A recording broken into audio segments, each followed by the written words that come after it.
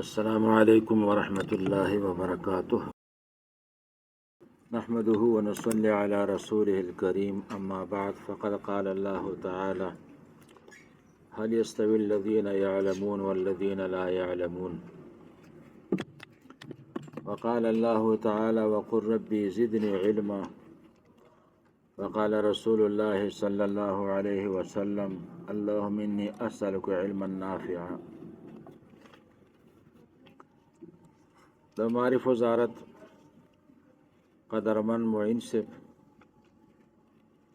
او د یاد وزارت قدرمنو رئیسانو، بیلمنو، درسنو، استازو،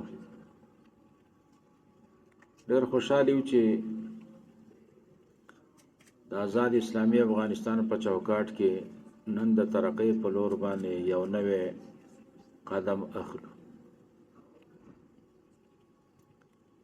په دې باندې د ټولو انسانانو او عقلاو اتفاق دی چې علم داسې یو نعمت دی چې د دې سره بل نعمت نشي برابرې دی. د دنیا په هیوادونو باندې نظر واچو، هر هیواد چې آباد شوی دی خودکفا ګرځېدلی، د نورو سره همسیال ګرځېدلی، یا په سیمه او په نړیواله کچه موثریت پیدا کړي، هغه د علم او د تحصیل په وجه پیدا کړي. افغانستان د څو لسیزو نه را په دې خوا د یو سختو جنګونو او د اشغالونو متحمل پاتې شوی. طبعا زموږ د تعلیم او د تحصیل دواړه ډګرونه دې سره متاثر شوي. اوس الحمدلله اشغال ختم دی، اسلامی نظام حاکم دی. د هر وزارت او د هر ادارې ذمہ دار خلک دې خبرې ته متوجه دي چې موږ د دې وطن د آبادۍ دپاره، د ترقۍ دپاره اساسي قدمونه واخلو. یقینا که زموږ دا وطن آبادیږي، خودکفا ګرځي، دا به د علم او د تحصیل په توسط باندې آبادیږي هم او خودکفا به هم ګرځي او د خلکو د احتیاج نه به هم خلاصیږي. دغه هدف اله ترلاسه کیږي چې زمونږ علمي طبقه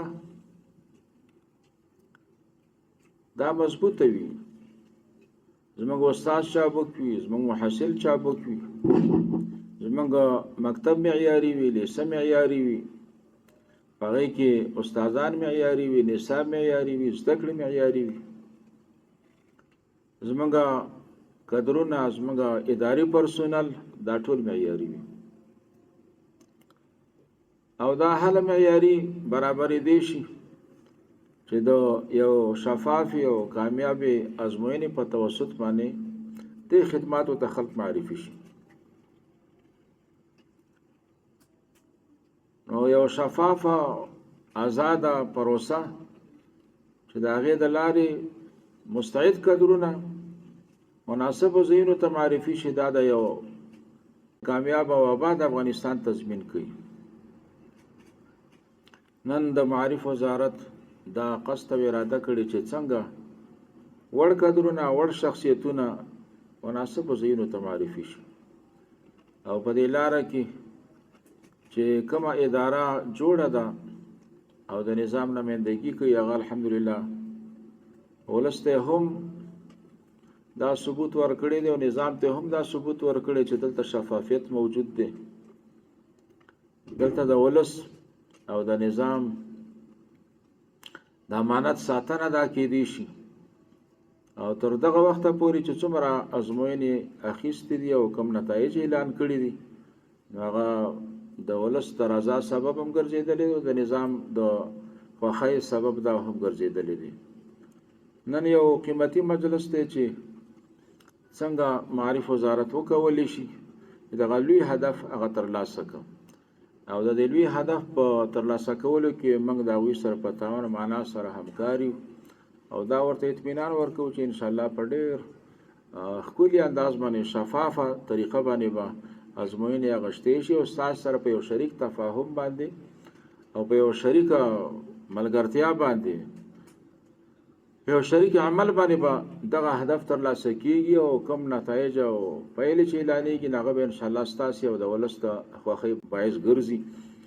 موږ ډېر زیات خوشحال یو تاسو ته هرکلی وایو او امید کوو چې دغه ناسته او دغه تفاهمنامه به د معارف وزارت د ترقۍ باعث وګرځي او زموږ د ټول افغانستان د اساسي کامیابی باعث به وګرځي. لکه چې زموږ معارف کامیاب وي نو عالی تحصیلات هم کامیاب وي، چې عالی تحصیلات کامیاب شي نو بیا طبیعي خبره ده چې دغه وطن به آبادېږي او خودکفا به ګرځي او د نورو ملکونو سره به همسیال ګرځي. واخر دعوانا الحمدلله رب العالمین.